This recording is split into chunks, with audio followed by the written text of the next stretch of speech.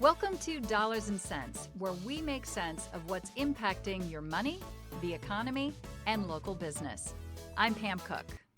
Today, I am talking with Betina Baumgarten, who is a fashion attorney. You're also working on some incredibly important legislation right now, the Fashion Act. You've been in Sacramento.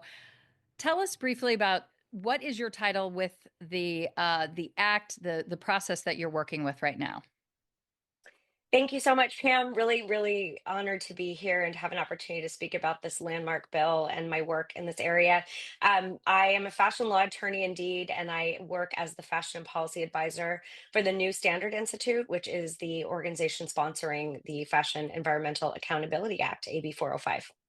Okay, thank you so much for being here because sustainability is certainly a favorite topic of mine, and there's so much work that needs to be done. And I think we talk a lot about plastic, and we don't talk enough about fashion. And some of the conversations we've had leading up to this interview now and this discussion is alarming. Let's talk about the fashion industry, the overproduction and the waste, just to kind of set it all up because you're saying the numbers are they're on track for 25%, counting for 25% of the global carbon emissions. That's exactly right. By 2050, so in 25, really 24 and a half, almost short years, the fashion industry, because it is left to operate without guardrails, will comprise over 25% of the global carbon budget. It is, I think there's a lot of misunderstanding about fashion. As you sort of noted, people in California talk a lot about plastics, but what they may not know is that our clothes are riddled with plastic and other toxic materials. And so really it's as frivolous and sort of fun as the fashion industry is sort of regarded, it is actually a manufacturer of an industrial product, just like any other industrial product. Just to kind of give you a sense of how the industry is now operating, you know, Timu is one of the leading, we call them trash fashion companies for reasons you will soon understand, but Shein and Timu are really the drivers of this. Timu has only been in existence since 2022, if you can believe it. But collectively, the fast fashion industry produces over 100 billion garments a year. That's over 274 million garments a day. And it's twice what was produced in 2000. We actually, in existence currently, we have enough clothes to clothe the next 6 generations of humans on this earth. So the pace is really unprecedented. You look at brands like H&M, which are kind of regarded as the traditional fast fashion brands, and they're producing about 25,000 styles a year.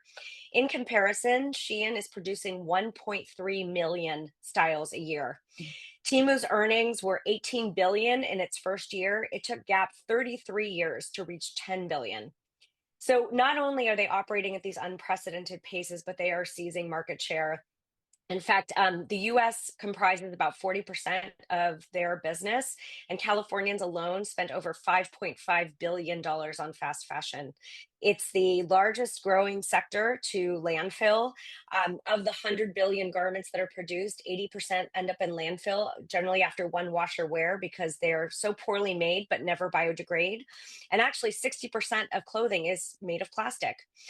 So there's a lot of sort of misinformation out there, and really just as the industry is shrouded in opacity, so is sort of all this information about what is really entailed in the fashion industry. And I think a lot of people are led to believe that they can just recycle it or upcycle it, but the reality, as I mentioned, is that only 10 to 15% are actually able to be reused, and only 1% of those are able to be recycled because of the mixed fiber content. So So, as yeah, sorry. but let me cut you off just for a second because before we get into, and I want to talk about the Fashion Act that you're working on to try to help this situation and slow this down, hopefully, at the very least. Let's talk about a little bit also, just because people think about, okay, landfill, waste, throwing out of these garments. That's one thing. But you also talk about how this is not just a climate issue. This is a mental health issue. It's a physical health issue. I mean, I want to let people know you and I met because we're dance moms, right? So our We girls, sure are. we're dance moms. Our girls dance together. There's a lot of costumes involved. And you talked about, Lots. having daughters and being a woman, a lot of how we feel about ourselves and our confidence at work or at school is how we look. how we're dressing. You walk out the door and you feel like, okay, I've got it together. I feel good about myself. And social media has just really perpetuated that. So, talk about the social impact, the physical health and mental health impact that this fashion waste and industry has created. Yeah, in addition to the fact that, the fashion industry currently has the same global emissions as the entire aviation industry, there's a huge public health and mental health impact, as you noted. As I mentioned, fashion and garments and clothing is an industrial product. There's over 8,000 chemicals that are used to manufacture garments. And recent studies that have come out of the EU and South Korea, where the standards are actually in place, which they are not in the US for adult clothing, showed that clothing samples of clothing from Temu and Shein contained over 622 times the legal limit of phthalates and 3 times the legal limits of lead. These are cancer causing, endocrine disruption causing, infertility causing, harmful chemicals that are continually present on these clothes that people import. And so it really is not a far cry to say that this is truly a public health issue. It's also a mental health issue. And the reason for that is because Shein and Temu are foreign companies. They lack any physical presence in the United States, and they rely on shipping. In fact, air freight oftentimes, which is 40% more carbon intensive than others in their direct to consumer shipping. But so the way that they target is through their social media, and the statistics are staggering. Temu spent over $2 billion in its first year on social media advertising. That was 10% of Meta's global revenue that year.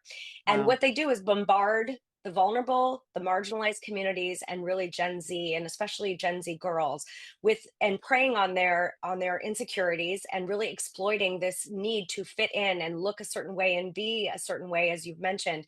And so continually, whether they seek it out or not, they are bombarded with messages of buy, buy, buy. And of course, as we know, mental health is a huge problem, especially with the social media addictions that we're seeing.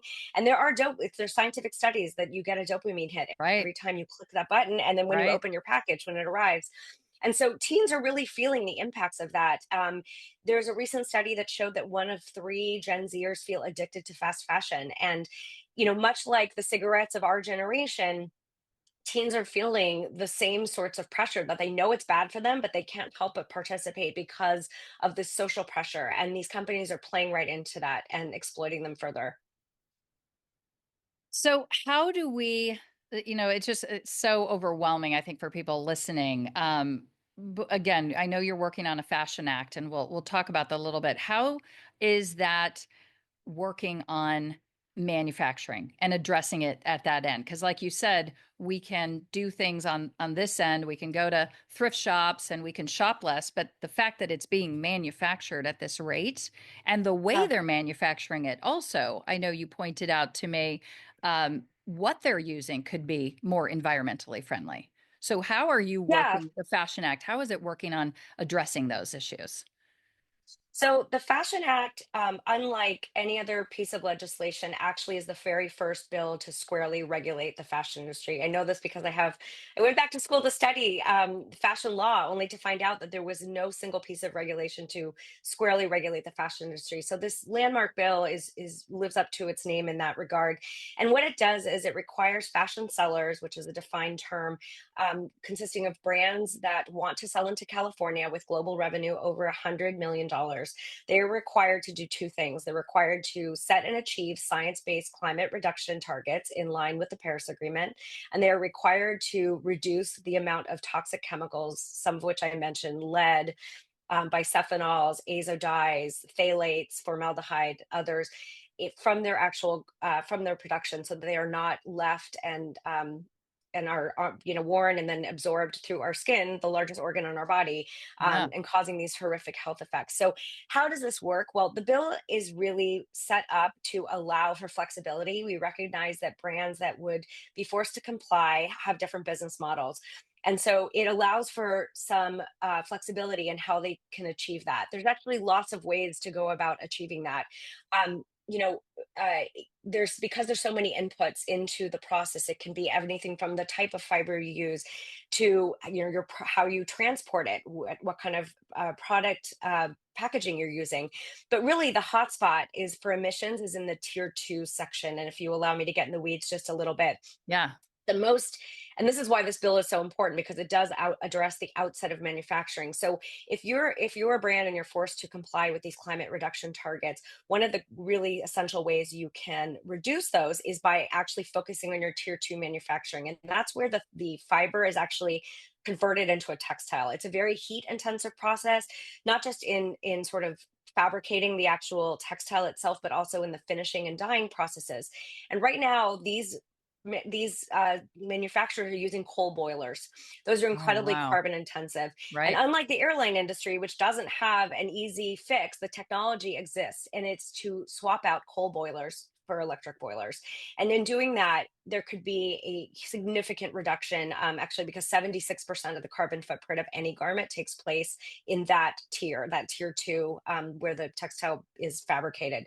So it leaves a lot of room for brands to really figure out and evaluate how they can best do that. And I would add that, ironically, with tariffs, this is an ideal time to do that. Brands are already looking into their supply chains and evaluating how they manufacture and where they manufacture. And so this is really a critical time to be able to Mm. do it, which is why passing this act right now is of critical importance. So it's really, I mean, and I have to let me just add the cost component because it is called dollars and cents. Yeah. McKinsey just came out with a report that showed that it would cost 2 cents on a cotton t-shirt for a brand to I decarbonize. was just going to Two ask cents. you that because a lot of times we talk about, okay, switching to green. I mean, even, I've talked about buying juice in glass versus plastic. It can be twice Yes. as expensive. It can be three times as expensive. So I'm glad you brought that up. So it really isn't very expensive for companies to make this shift.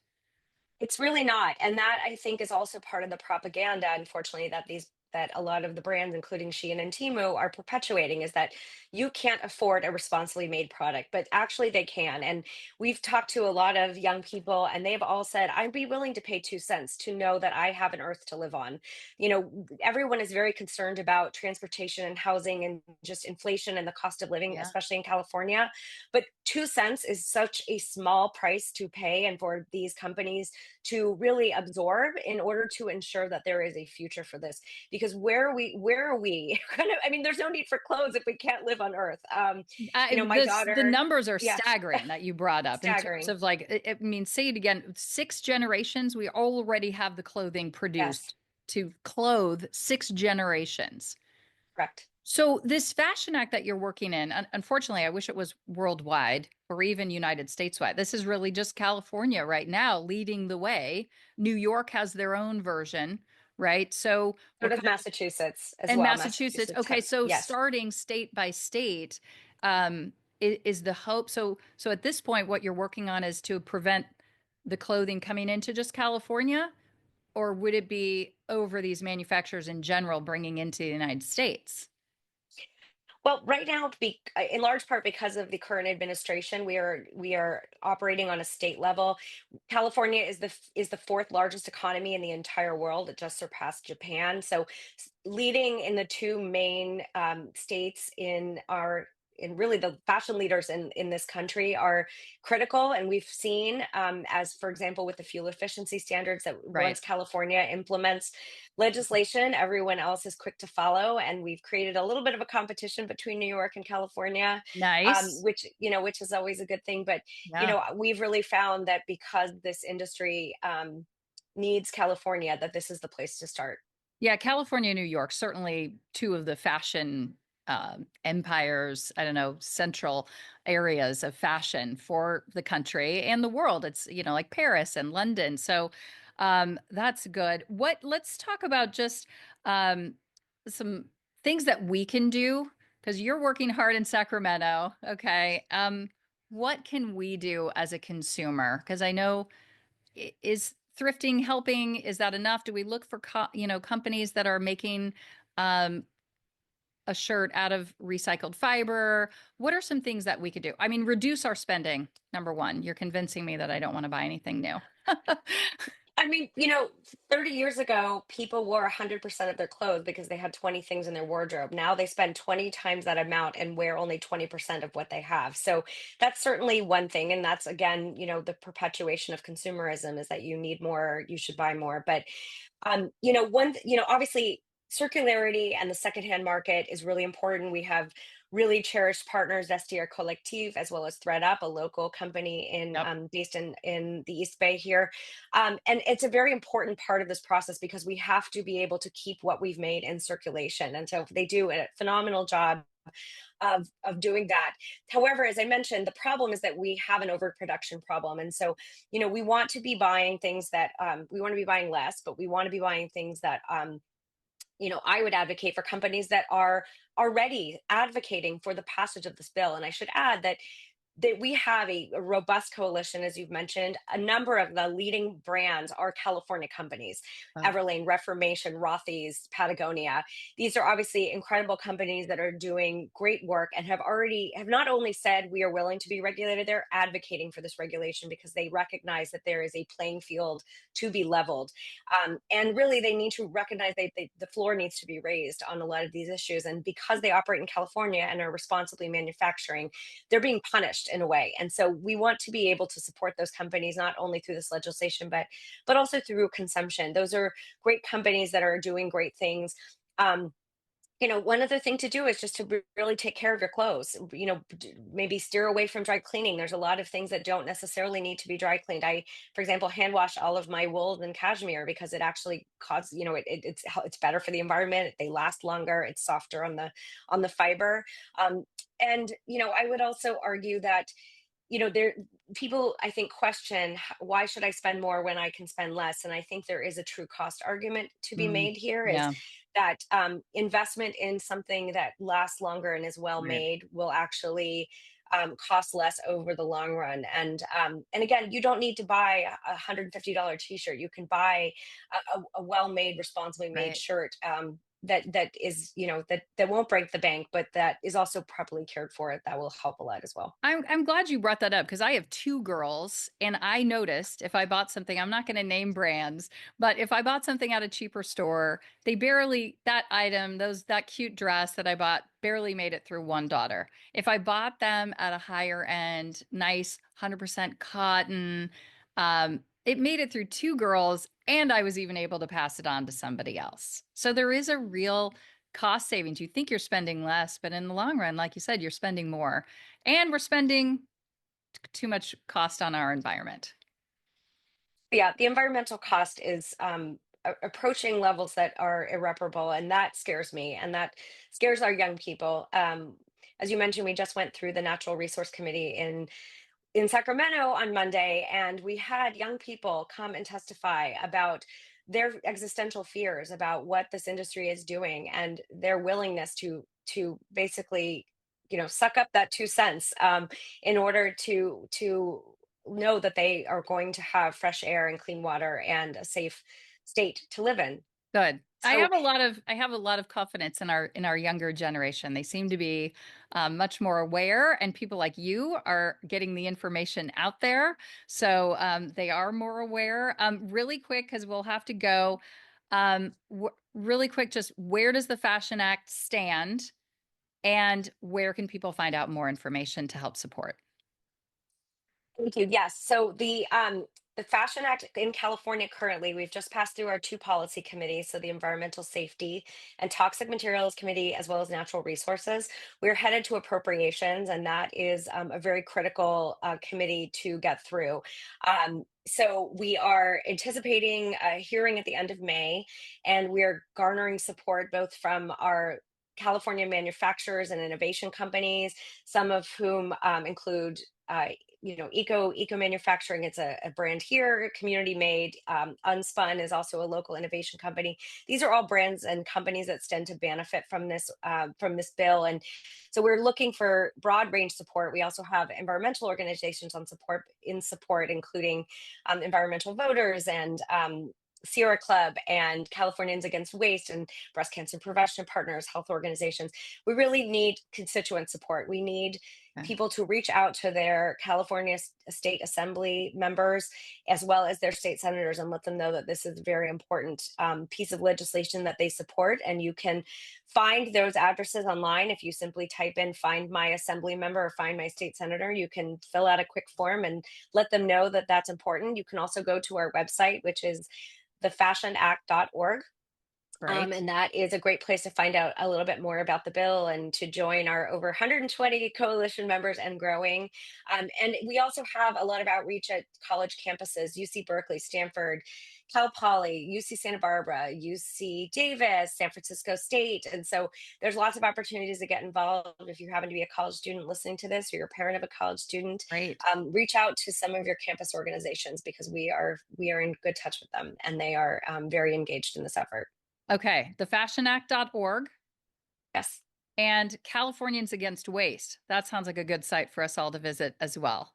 They're a great champion of this bill, and we greatly appreciate their support. Okay. But to get more information on the Fashion Act, I would direct you Yeah. to the Fashion Act website, and then Fashion Act. Okay. yeah, Oh, thefashionact.org. okay. And share this podcast with all those college students and people to help neighbors, friends, people who care about all of this and want to help make a difference. Betina Baumgarten, you are making a difference. I so appreciate this conversation and all the work you're doing. Keep me Thank you. updated on the I Fashion definitely will. Act. Thank you for this opportunity to disseminate information about this bill. It's truly needed. It's time we start regulating this industry that's operating without guardrails. It's overwhelming, but I feel hopeful that we're making strides. So thanks in Me part too. to your help. Okay, good. Okay, good. And thank you for listening and joining us for this edition of Dollars and Cents, the podcast. Share this with people you know, so we can spread the word and help with this fashion waste and keeping it out of our landfill. Betina, thank you. Thank you.